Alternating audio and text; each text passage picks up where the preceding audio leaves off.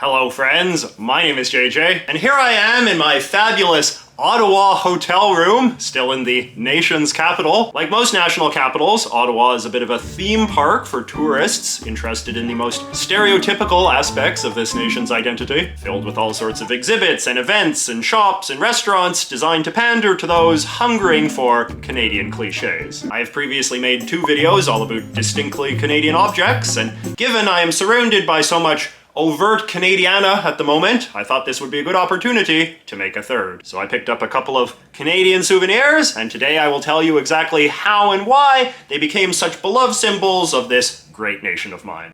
So in one of my previous videos, I talked about this famous maple syrup can and how it's evolved into a kind of ironic hipster nostalgia thing, as so many relatively mundane objects of middle-class Canadian consumer culture have a tendency to do. But obviously, a nation as syrup-rich as this one doesn't have just one iconic maple syrup container. Oh no. This thing, this little maple leaf-shaped glass syrup jar, just might be Canada's most famous souvenir of all. I don't think there is a single tourist shop anywhere in Canada, from the Canadian Museum of Civilization to some roadside attraction in Flin Flon, Manitoba, that doesn't sell them. And the root cause of this popularity seems pretty obvious. I mean, it's 2 Canadian cliches in one, the maple leaf and the syrup, and they come in a bunch of different sizes, making it accessible to even the cheapest of tourists. So about 90% of Canadian maple syrup is made in Quebec, where it is controlled in a rather notoriously cartel-like fashion. And that means that there aren't that many consumer options when it comes to buying the stuff. Most brands of maple syrup that you buy in Canada, from this high-end organic number that I bought at Whole Foods to,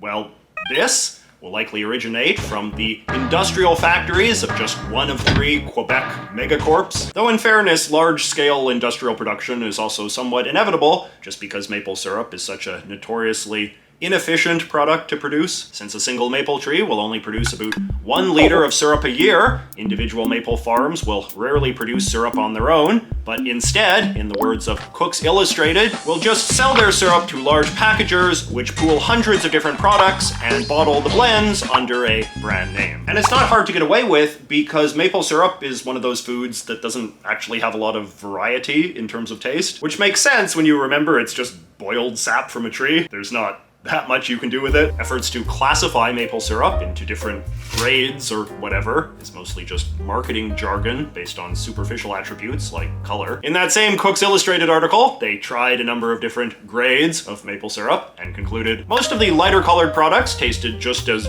robust as the darker ones. In fact, we were hard-pressed to find any distinct differences among the syrups other than color. Alright, and speaking of sugary treats, how about this? Canadian-style cream soda. I talked about this a bit in a short I made a while ago, but one of the weirdest things about cream soda, as a category of soda, is just how many different colors it comes in around the world. In Canada, people generally think of it as being pink, in large part because the Crush brand is so market dominant and they color theirs pink. This in turn is probably a legacy of red cream soda, which was popular in the American Midwest at one time and might have been the style that crossed over into Canada. Though what's really weird is that in Quebec, the Crush brand sells clear cream soda. Yes, that's right, I went to Quebec just so I could do a side-by-side comparison. I feel like clear cream soda is a pretty popular style in much of the US these days, but why it has only caught on in Quebec is a question I must confess I do not have a persuasive answer to. My apologies. But that said, there is really no right or wrong way for cream soda to look, given that cream soda was never even intended to be a single unified brand or flavor of soda in the first place. The name was originally just a broad descriptive term that had arisen during the age of soda fountains. It simply referred to any soda that they had added milk or ice cream to give a certain rich texture. And this is probably why, even now, cream soda tastes can vary quite a bit, with the Canadian style said to be on the more bubble-gummy end. Though that might just be the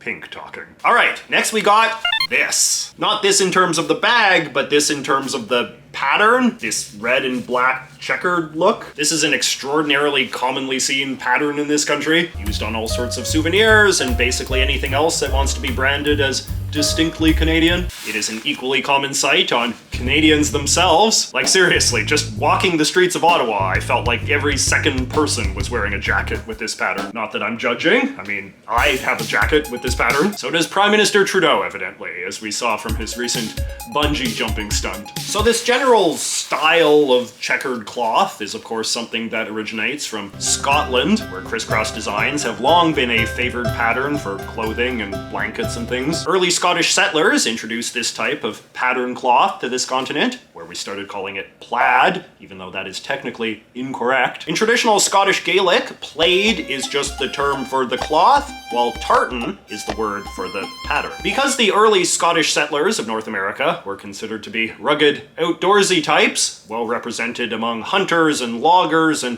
explorers and the like, it's been speculated that plaid got associated with a certain mythology of the macho Scotsman on this continent. During the golden years of the North American fur trade in particular, where woolly blankets from Britain were a much sought item, plaid would have been one of many old world patterns that would have gained traction in the new. Around the same time that all of this was happening, the Scots good buddies, the Welsh, invented a new type of warm and cozy material called flannel for making shirts and jackets, which their people, in turn, brought to North America when they came over. And through the miracle of the melting pot, it wasn't long before we got plaid flannel. The good old Industrial Revolution of the 19th century saw American clothing starting to get manufactured at a massive scale, and it was the Woolrich Company of rural Pennsylvania who take credit for manufacturing the first flannel plaid jacket, the wool buffalo check shirt, introduced in 1850. It used a black and red check tartan pattern, not for any particular reason,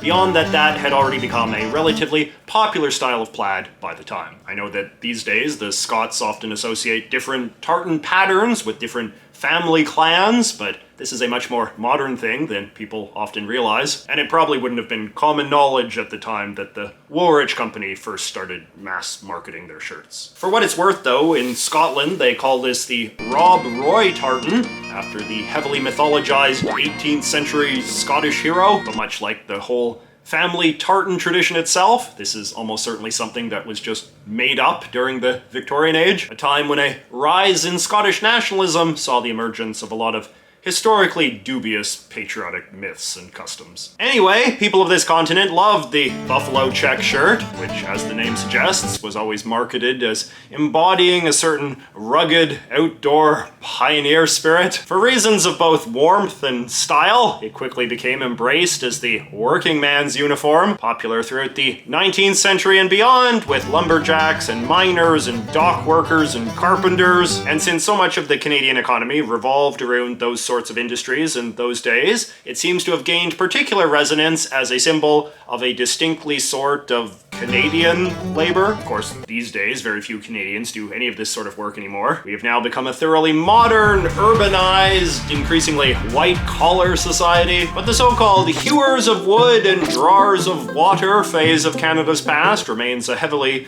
sentimentalized period of Canadian history, a time when the people were more at one with nature and so on. And so this pattern is now used to give a bit of nostalgic gloss to everything from postcards to poutine. The next special Canadian object is something I don't have in here with me because it's too big, but it is a very distinctly Canadian object you can find in almost every neighborhood in this country. I am talking, of course, of the Canadian mailbox. A country's post office is an underrated source of national symbols, given that pretty much every country has its own unique postal service logo and mail delivery truck, and yes, mailbox. Initially, Canadian mailboxes looked more or less exactly the same as American mailboxes, except that ours were red. But then, in 1984, the Canadian Postal Service did a dramatic rebrand and embraced a whole new aesthetic based around angles, with this dramatic new angular box design. In theory, this was done for security purposes, because the new boxes had more structural integrity, but in practice, they were obviously also trying to create a new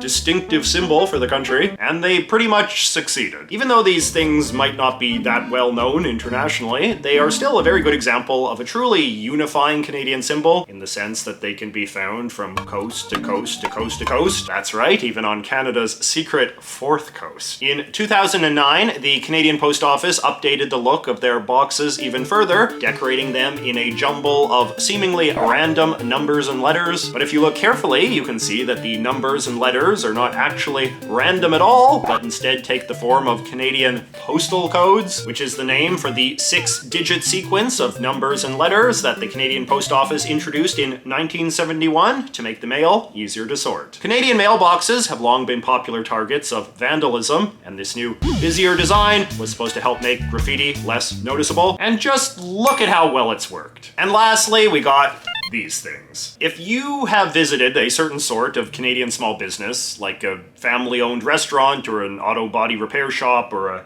dry cleaner or something like that, chances are high you might have seen one of these things hanging on the wall of their lobby or waiting room. What this is a certificate of achievement from a Canadian Member of Parliament. You can see they have the crest of the House of Commons at the top, and then the crests of all the different provinces and territories around the edge, and then a big white space in the middle for the politician to write whatever he wants. They come in both horizontal and vertical flavors, and often have one of these big faux gold embossed stickers on them as well. I was curious as to what the exact protocols for handing out these things are, so I put out an open query, and a former staffer of an MP got back to me. The Parliamentary Printing Service provides these blank certificates to MP offices upon request. There is no universal type of award, and each office really gets to decide the types of awards they want to present to their constituents. In my office, we had milestones for a business being in operation for 1, 5, and 10 plus years. We also gave awards for marriage anniversaries of 25, 50, and 75 years. Not every office does this, however. I also got an email from an actual MP himself